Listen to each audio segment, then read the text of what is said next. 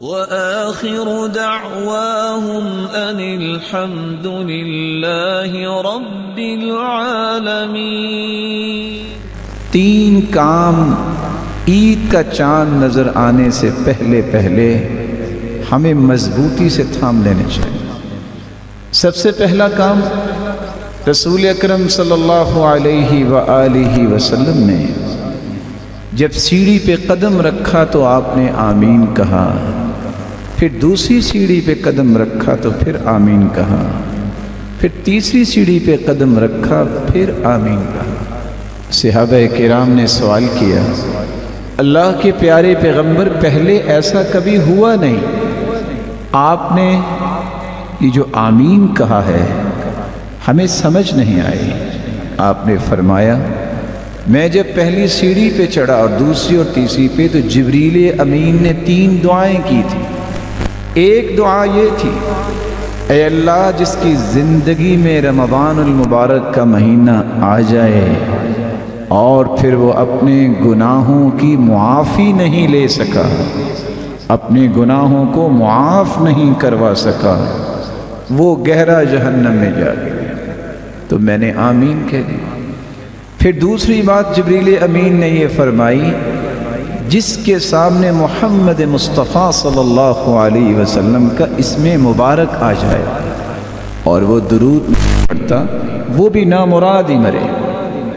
اور تیسری آمین میں نے اس وقت کہی جب جبریل امین نے یہ کہا، اے اللہ جس کی زندگی میں والدین دونوں یا ایک بوڑھے ہو جائیں اور ان کی خدمت کر کے وہ جنت نہیں حاصل کر لیتا، یہ بھی بامراد ہو، یہ بھی بے مراد ہو، تو میں نے اس پر بھی آمین کہا۔ تو آئیے، ابھی بھی یہ مبارک گھڑیاں اور ساعتیں موجود ہیں، کیا کرنا ہے؟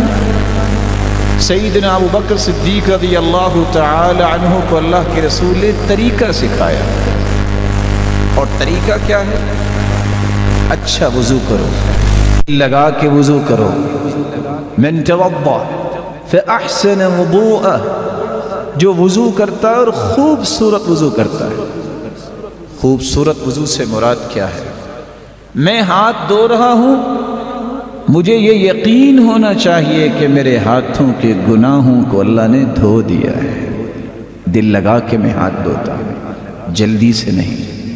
میں جب اپنی انگلیوں کا خلال کرتا ہوں تو حدیث کی روشنی میں ان جگہوں میں چھپے ہوئے ناخنوں کے نیچے بھی جو گناہ ہیں اللہ اسے بھی معاف کر دیتے ہیں۔ چہرے کو دھوتا ہوں تو اس تسلی سے دھوتا ہوں کہ آنکھوں کی پلکوں کے نیچے حتی تحت اشفار عینی، اللہ ان گناہوں کو بھی معاف کر دیتے ہیں، دھو دیتے ہیں۔ اچھا وضو کرنے کے بعد 2 رکعتیں پڑھی جائے، اکیلے کسی کمرے میں آج 2 رکعتیں ضرور پڑھیے گا، دل لگا کے، یقبل بوجہہ وقلبہ، دل کو بھی اللہ کی طرف لگا کے، چہرہ بھی قبلہ کی طرف کر کے، قلب و قالب کو اللہ کی طرف لگا کے 2 رکعتیں پڑھ لیں۔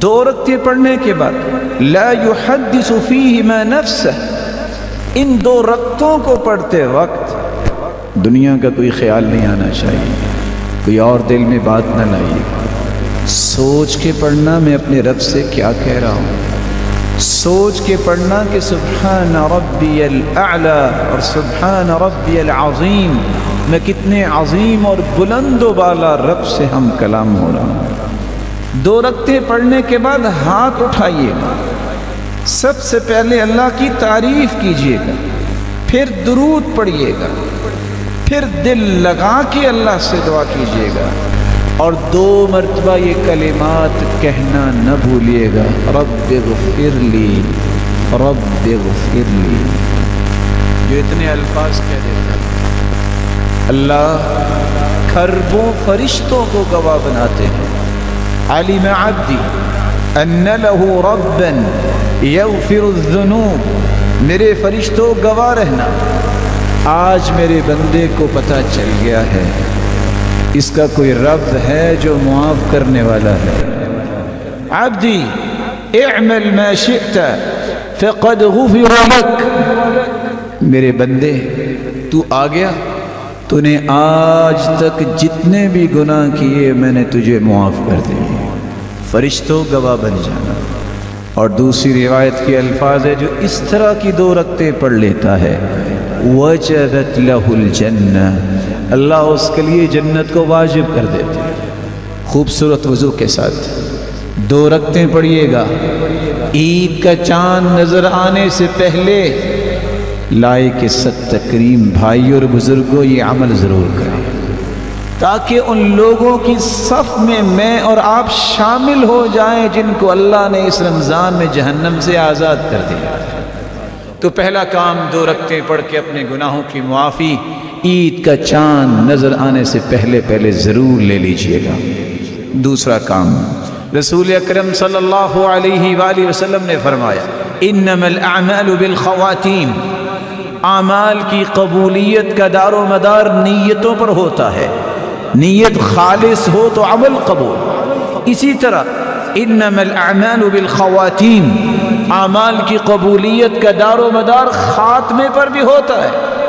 یہ باقی جتنے گھنٹے رہ گئے ہیں دوڑا دو اپنی سواریوں کو، کثرت سے قرآن پڑھو، کثرت سے دعا کرو، کثرت سے اذکار کرو، جب بھی موقع ملے اٹھ کے رکعتیں پڑھنا شروع کر دو۔ یہ موقع ہے، شاید کہ موقع یہ زندگی میں دوبارہ نہ مل سکے۔ کتنے ایسے تھے جو تمنا کرتے تھے رمضان کی، آج وہ مٹی کے نیچے چلے گئے، اور کتنے ہی ایسے ہوں گے جو یہ بات سن رہے ہیں شاید ان کی زندگی میں آئندہ رمضان آئے کہ نہ آئے۔ غنیمت جانیے ان گھنٹوں کو، کم از کم 1 مرتبہ تو قرآن مکمل کریں، اور کوئی مشکل نہیں ہے۔ اللہ عز و جلال ہمیں توفیق سے نوازے۔